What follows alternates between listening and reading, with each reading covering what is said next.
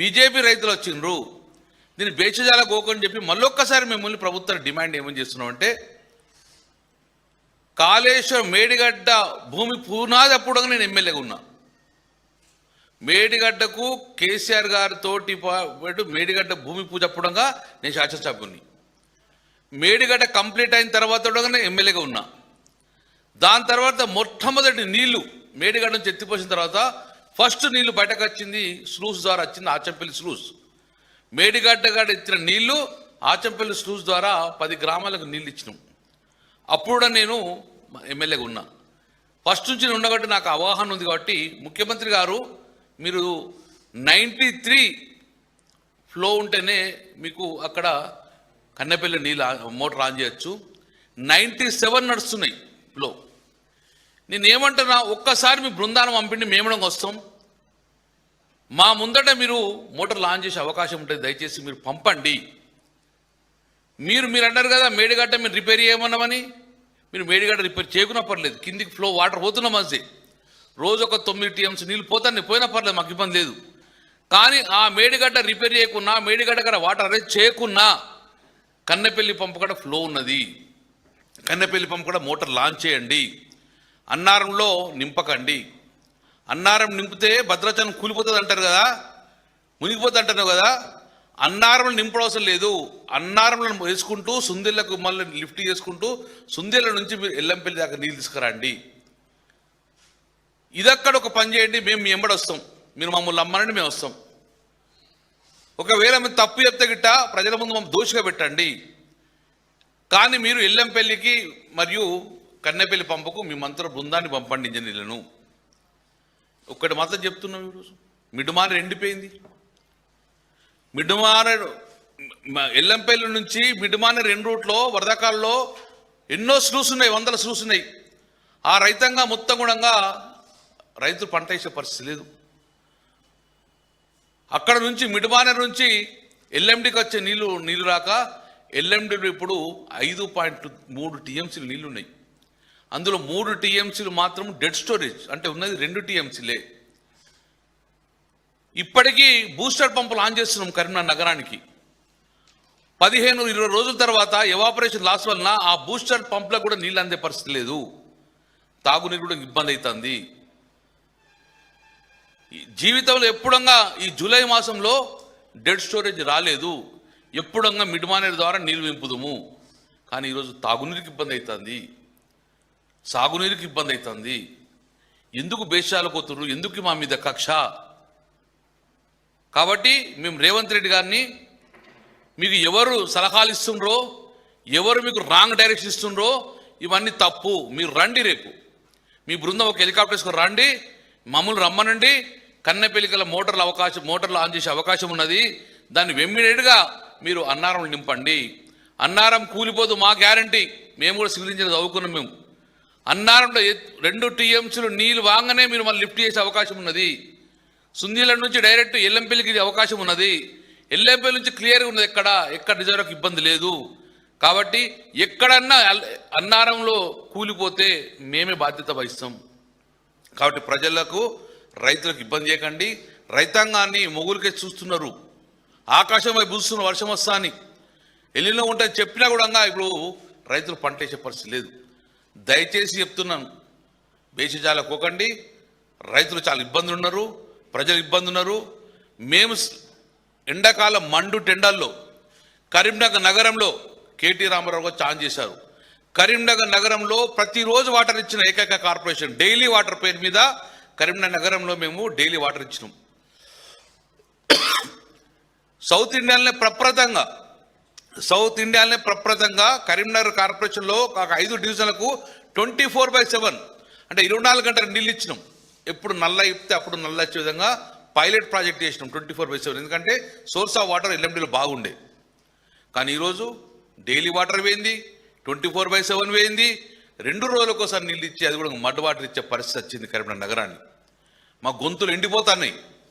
మేము ఆవేదనతో మాట్లాడుతున్నాం, మా గొంతులు ఎండిపోతున్నాయి, మా పంటలు ఎండిపోతున్నాయి. మా పంటలను పండించే పరిస్థితి లేదు. కాబట్టి ఇమ్మీడియట్గా బేషజాలకు పోకండి. మా రైతాంగాన్ని బాధలు చూసి ఇమ్మీడియట్గా మీ మంత్రుల బృందము మీరు వచ్చి కన్నెపల్లి విజిట్ చేసి అక్కడ నీళ్ళ అవకాశం ఉంటేనే మోటార్ లాంచ్ చేయండి. నీళ్ళ అవకాశం ఉన్నది, మీరు మోటార్ లాంచ్ చేసే అవకాశం ఉన్నది. ఎవరి మాట వినకుండ్రి. మేము శాసనసభలో అందరూ చెప్తున్నాము, ఒక్క స్విచ్ ఆన్ చేస్తే మా ఎల్లండి నీళ్లు పడతాయి, ఒక స్విచ్ ఆన్ చేస్తే మా మిడ్మానర్ నీళ్ళు వస్తాయి. ఆ విధంగా ఆలోచించమని చెప్పేసి ముఖ్యమంత్రి గారికి వారి మంత్రి బృందానికి కూడా మరొక్కసారి మరో దేవాదులే కాదు, మా ఎల్లంపల్లి మా కన్నెపల్లి సందర్శించని చెప్పి మా యొక్క గౌరవ శాసనసభ బృందం మీ కాంగ్రెస్ పార్టీని మరియు మీ మంత్రుల్ని ముఖ్యమంత్రి డిమాండ్ చేస్తున్నాం.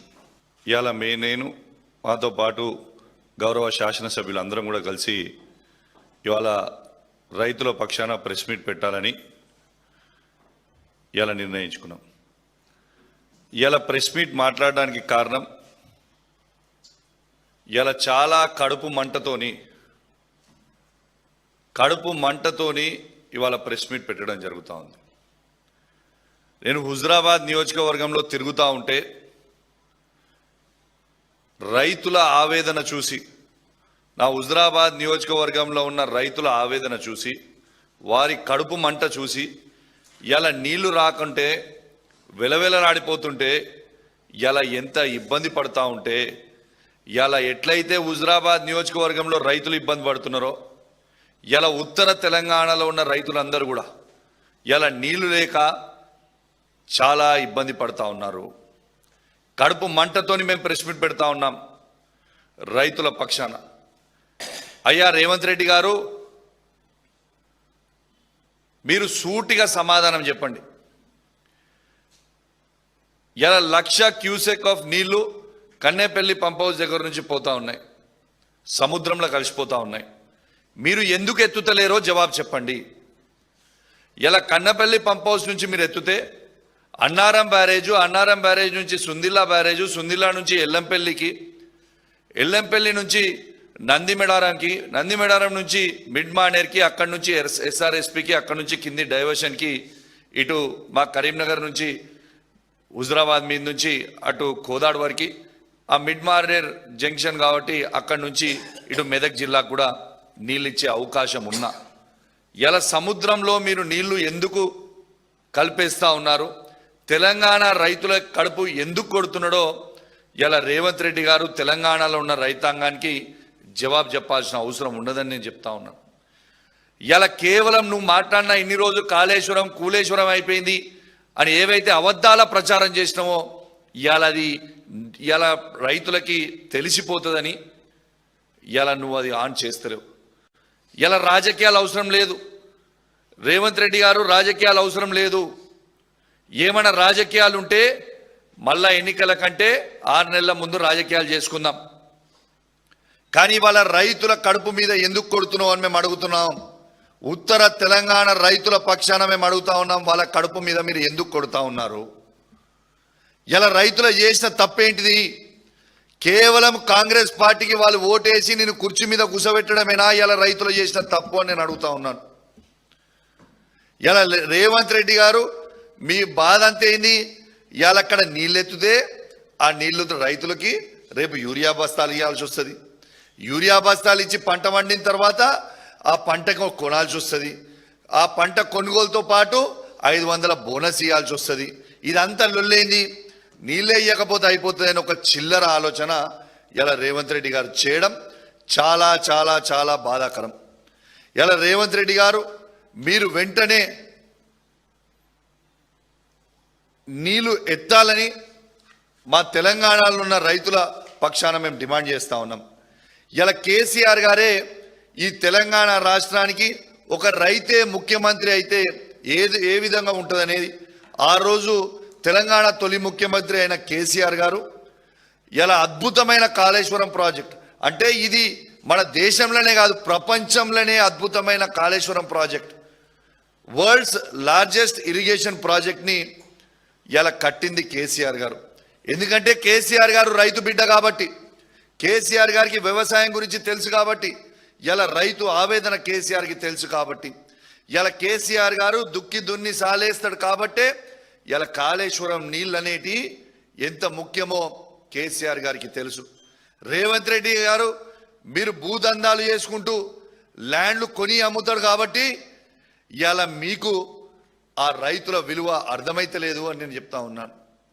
ఇలా దయచేసి నేను మా బీఆర్ఎస్ పార్టీ పక్షాన ఇలా ముఖ్యమంత్రి రేవంత్ రెడ్డి గారికి, ఇరిగేషన్ మంత్రి అయిన ఉత్తమ్ కుమార్ రెడ్డి గారికి నేను సవాల్ విసురుతా ఉన్నాను. మేము మా పార్టీలో 28 మంది శాసనసభ్యులు ఉన్నాం. ఆ దొంగలు పోయింది కాక 28 మంది శాసనసభ్యులు ఉన్నాం. మేము 28 మంది శాసనసభ్యులు అందరం కూడా బాధ్యత వహిస్తాం.